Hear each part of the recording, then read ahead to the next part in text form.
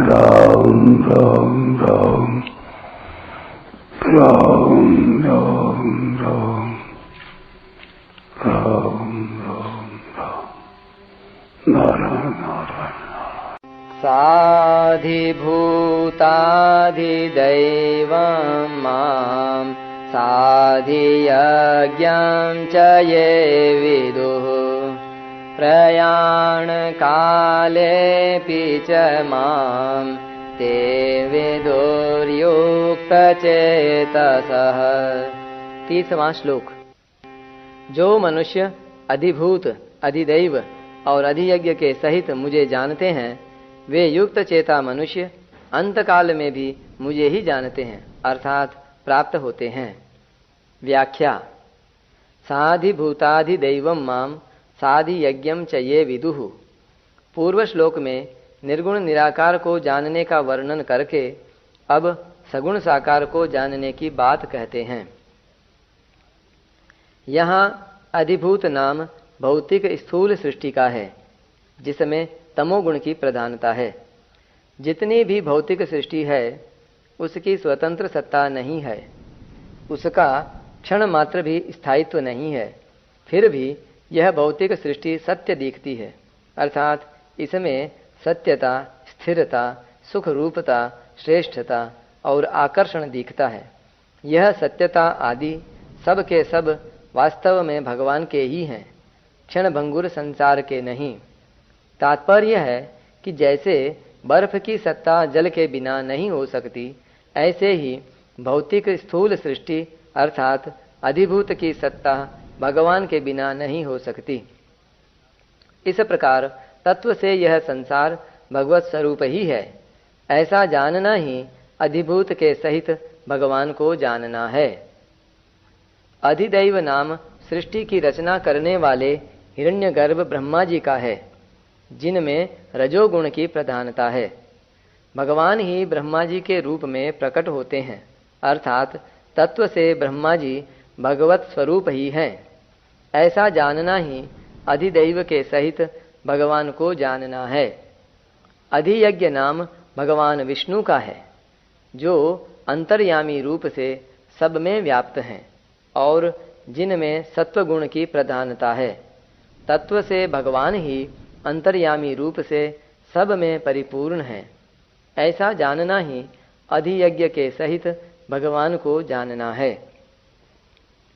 अधिभूत, अधिदैव और अधियज्ञ के सहित भगवान को जानने का तात्पर्य है कि भगवान श्री कृष्ण के शरीर के किसी एक अंश में विराट रूप है और उस विराट रूप में अधिभूत, अधिदैव और अधियज्ञ आदि सभी हैं, अर्थात अनंत ब्रह्मांड, ब्रह्मा जी और विष्णु आदि सभी हैं। जैसा कि अर्जुन ने कहा है, हे देव, मैं आपके शरीर में संपूर्ण प्राणियों को, जिनकी नाभि से कमल निकला है, उन विष्णु को, कमल पर विराजमान ब्रह्मा को और शंकर आदि को देख रहा हूँ। अतः तत्व से अधिभूत, अधिदैव और अधियज्ञ भगवान श्री कृष्ण ही हैं।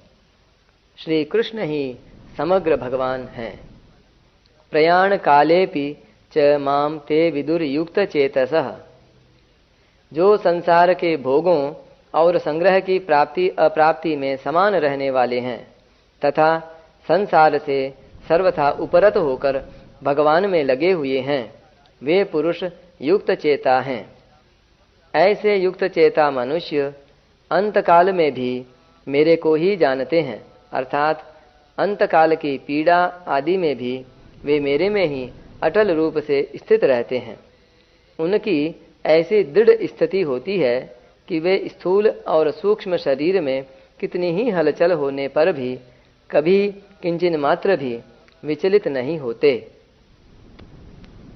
भगवान के समग्र रूप संबंधी विशेष बात।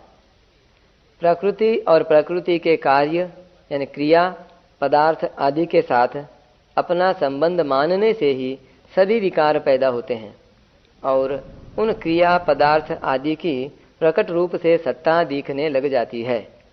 परंतु प्रकृति और प्रकृति के कार्य से सर्वथा संबंध विच्छेद करके भगवत स्वरूप में स्थित होने से उनकी स्वतंत्र सत्ता उस भगवत तत्व में ही लीन हो जाती है।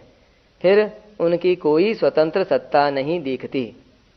जैसे किसी व्यक्ति के विषय में हमारी जो अच्छे और बुरे की मान्यता है, वह मान्यता हमारी ही की हुई है। तत्व से तो वह व्यक्ति भगवान का स्वरूप है, अर्थात उस व्यक्ति में तत्व के सिवाय दूसरा कोई स्वतंत्र व्यक्तित्व ही नहीं है। ऐसे ही संसार में यह ठीक है, यह बेठीक है, इस प्रकार ठीक बेठीक की मान्यता हमारी ही की हुई है।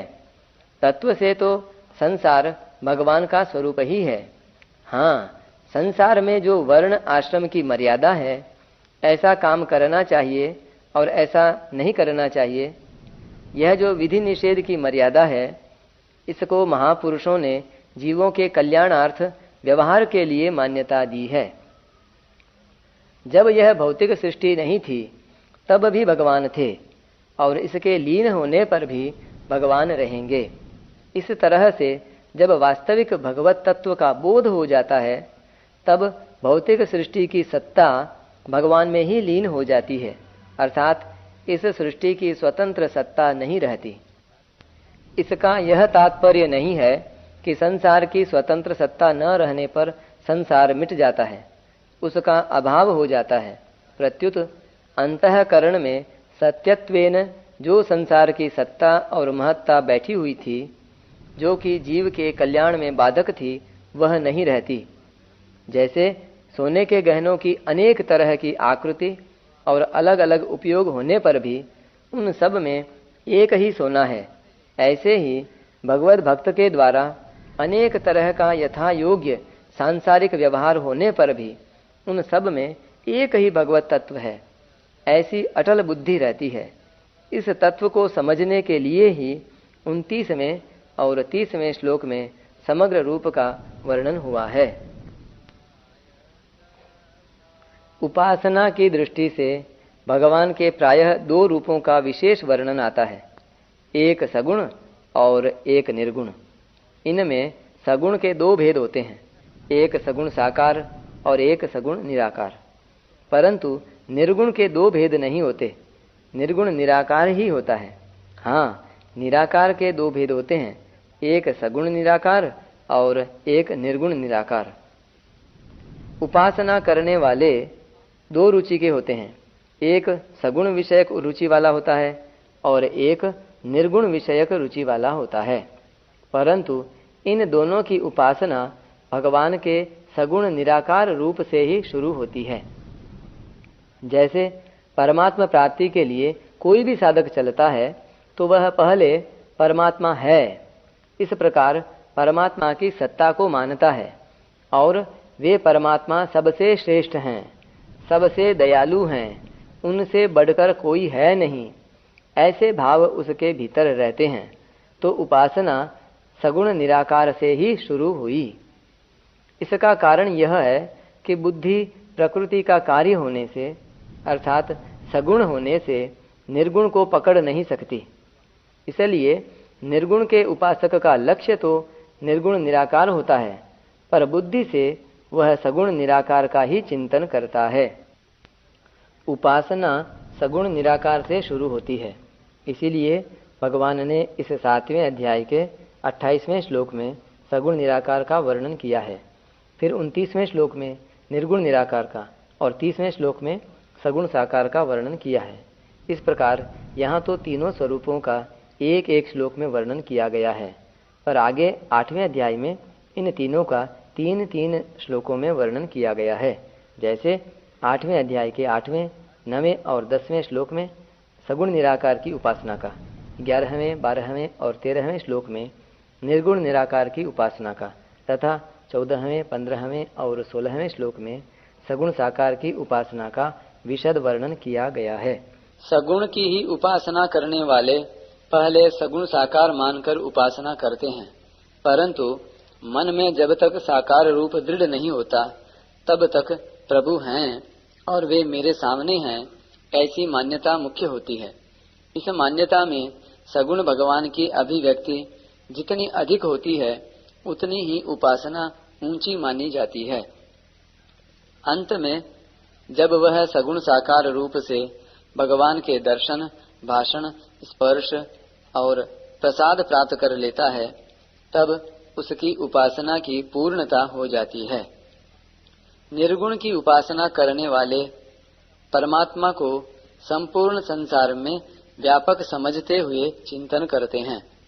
उनकी वृत्ति जितनी ही सूक्ष्म होती चली जाती है, उतनी ही उनकी उपासना ऊंची मानी जाती है। अंत में सांसारिक आसक्ति और गुणों का सर्वथा त्याग होने पर जब मैं, तू आदि कुछ भी नहीं रहता, केवल चिन्मय तत्व शेष रह जाता है, तब उसकी उपासना की पूर्णता हो जाती है।